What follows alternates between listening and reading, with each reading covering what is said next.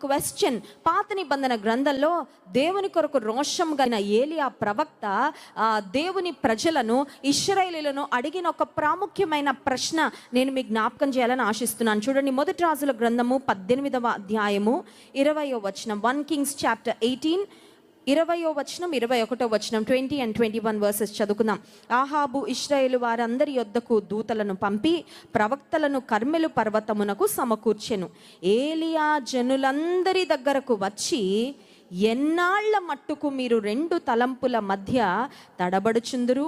యెహోవా దేవుడైతే ఆయనను అనుసరించుడి, బయలు దేవుడైతే వానిని అనుసరించుడని ప్రకటన చేయగా జనులు అతనికి ప్రత్యుత్తరముగా ఒక్క మాట అయినను పలుకలేకపోయిరి. ఇక్కడ దేవుని కొరకు రోషం కలిగిన ప్రవక్త అయిన ఏలియా ప్రజలను సవాలు చేస్తూ ఒక ప్రశ్న అడుగుతున్నాడండి. He was challenging the people of God.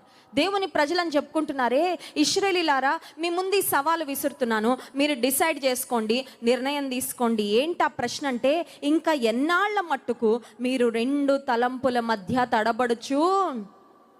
ఏంటా రెండు తలంపులు అంటే, ఒకటి అటు దేవుని ప్రజలము అన్నట్లుగానే ఉంటూ లోకాన్ని అనుసరిస్తూ జీవిస్తున్న జీవితాలు. ఈనాటి కాలంలో కూడా మనం చూసినట్లయితే చాలామంది పరిస్థితి అలాగే ఉందండి. ఆదివారం దేవా నిన్నే వెంబడిస్తాను, దేవా నిన్నే ప్రేమిస్తాను, దేవా నీ కొరకే జీవిస్తానని పాటలు పాడతాం, ప్రార్థన చేస్తాం. సోమవారం నుండి శనివారం వరకు ఆదివారము దేవుని మందిరంలో కనబడే మనకు, ఆ తర్వాత వారంలో జీవించే మనకు కొన్నిసార్లు అసలు పొంతనే ఉండదండి. మనుషులు అసలు పోల్చుకోవడానికి కూడా చాలా కష్టమైపోతూ ఉంటుంది. అంటే అర్థం ఏంటంటే, దేవుని సన్నిధిలో ఉన్నప్పుడేమో దేవునితో ఉన్నట్లుగా నటిస్తూ, దేవునితో ఉన్నట్లుగా భ్రమపరుస్తూ తిరిగి లోకంలోకి వెళ్ళినప్పుడు లోకంలో కలిసిపోతూ బ్రతుకుతుంటే, ఆనాడు ఏలియా అడిగిన ప్రశ్నే ఈ రాత్రికాల సమయంలో కూడా ఇక్కడ కూర్చున్న మనందరినీ దేవుడు అడుగుతున్నాడు. అదేంటంటే, ఇంకెన్నాళ్ళ మట్టుకు రెండు తలంపుల మధ్య, ఎంతకాలము నువ్వు రెండు అభిప్రాయాలతో ఉంటావు? ఇంగ్లీష్ బైబిల్లో ఉంది, how long will you waiver between two opinions. Wavering అంటే తెలుసా అండి? అచంచలమైన మనసు. ఈ రోజుల్లో చాలా మందితో ఉన్న సమస్య అదే అండి, చంచలమైన బుద్ధి, చంచలమైన మనసు, వేవరింగ్ అన్నమాట. అంటే అప్పుడే ఒక మంచి మాట చెప్తారు, అప్పుడే దేవుని కొరకు బ్రతుకుదాం అనుకుంటారు, అప్పుడే ఒక చిన్న శోధన రాగానే దానిలో పడిపోతూ ఉంటారు, అప్పుడే ఒక కష్టం రాగానే విశ్వాసాన్ని కోల్పోతూ ఉంటారు, అప్పుడే దేవుని కొరకు తీసుకున్న నిర్ణయాలు మర్చిపోతుంటారు, అప్పుడే మర్చిపోతారు రక్షణ పొందామని, అప్పుడే మర్చిపోతారు దేవుడు వారిని ఎన్నుకున్నాడని, ఏర్పరచుకున్నాడని. ఆనాడు దైవజనుడు అడిగిన ప్రశ్న, ఎన్నాళ్ళ మట్టుకు మీరు రెండు తలంపుల మధ్య?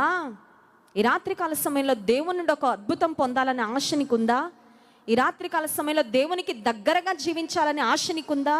దేవుని యొక్క శక్తి, ఆయన ప్రభావము నీ ద్వారా ఈ లోకంలో కనుపరచబడాలని ఆశ నీకుందా?